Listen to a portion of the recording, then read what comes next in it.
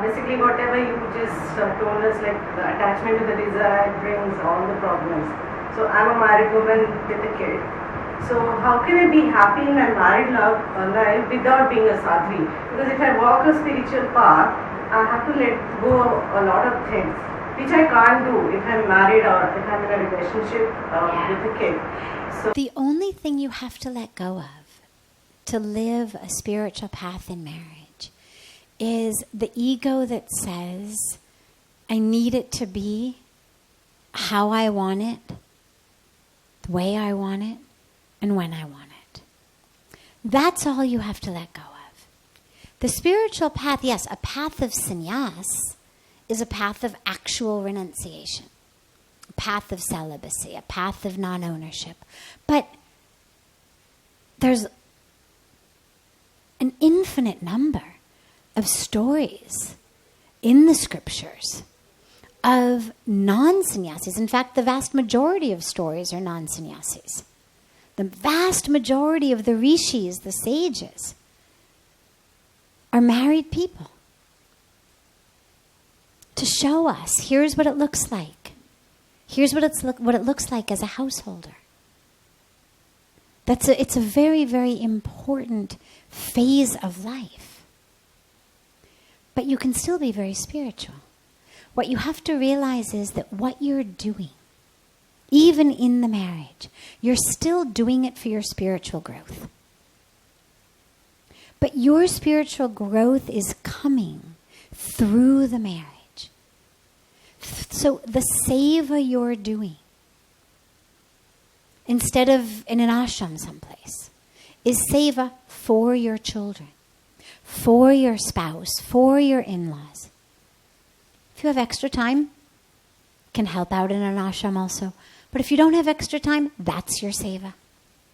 But the difference between work and seva is simply how I think about it.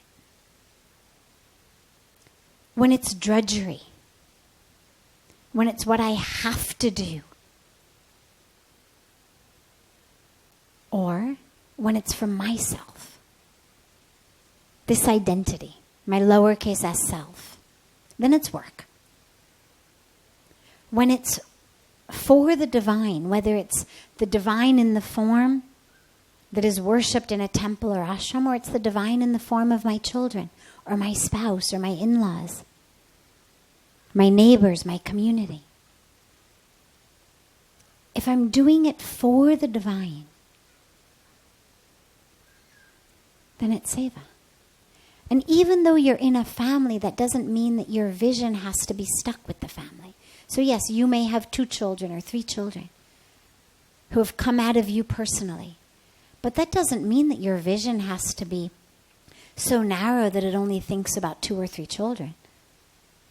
As you walk down the street, can you see the children on the street as your children, even though they didn't come out of your womb? Okay, you may not take them home, put them to bed, but at least in your heart, can you see them like that? Can you let those borders and boundaries of separation dissolve? Can you do something for them? Can you understand they are also part of your family?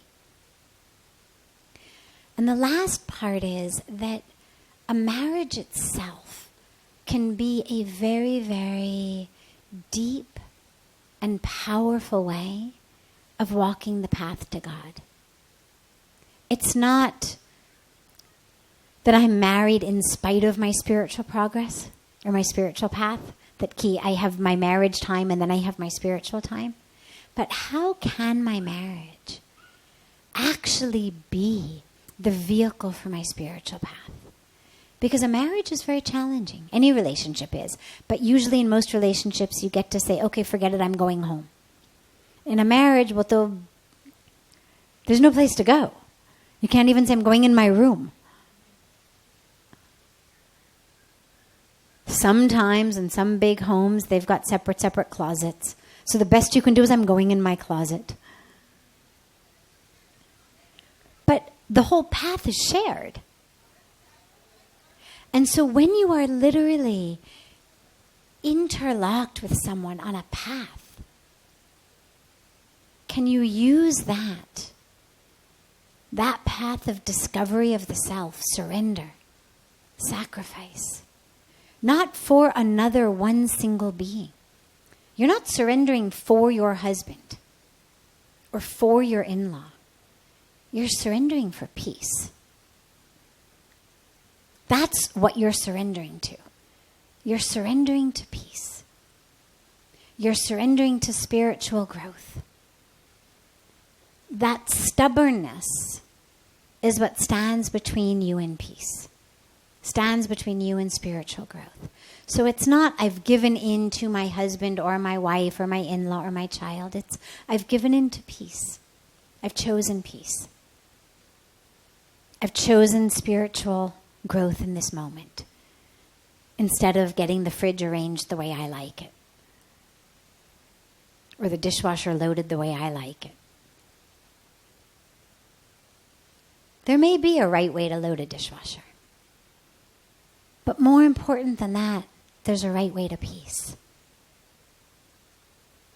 And finding that right way of literally seeing the divine in this being, such that through your time together, you're able to connect with God. Not that everything they do is perfect,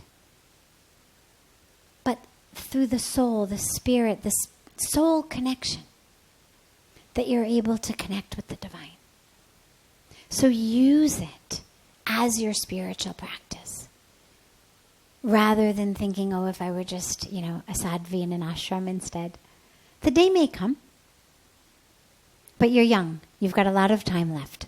So don't think about it like that yet. For now, let this path be your path. I'll tell you last, in closing, a beautiful story. BKS Iyengar. So the Iyengar tradition of yoga, which is the tradition that I studied even before coming to India, it's the tradition that my mother studies and is a teacher of, and is a very, very practice-based tradition in terms of the amount of practice required. And so typical students of Iyengar yoga will practice an hour and a half, 2 hours a day. It's not a 15-minute sun salutations and you're done type of practice. So one time there was a question and answer with Iyengarji. And my yoga teacher was in that question and answer. And so he came back and he reported on it. And he said, there was a woman in the group who asked Iyengarji, I used to practice so many hours a day and I had such a great yoga practice. And now I've given birth. I have this baby and I don't have any time to do my yoga. And Iyengarji said to her, now that baby is your yoga practice. And I love that story. It's a story from more than 20 years ago, before I came to India even.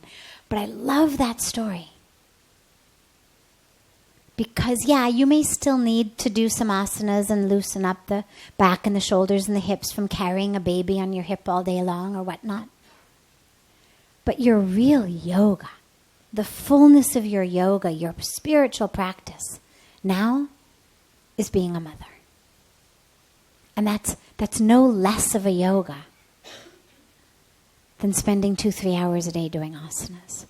And that from the mouth of the father of so much of today, what's being taught as yogasana.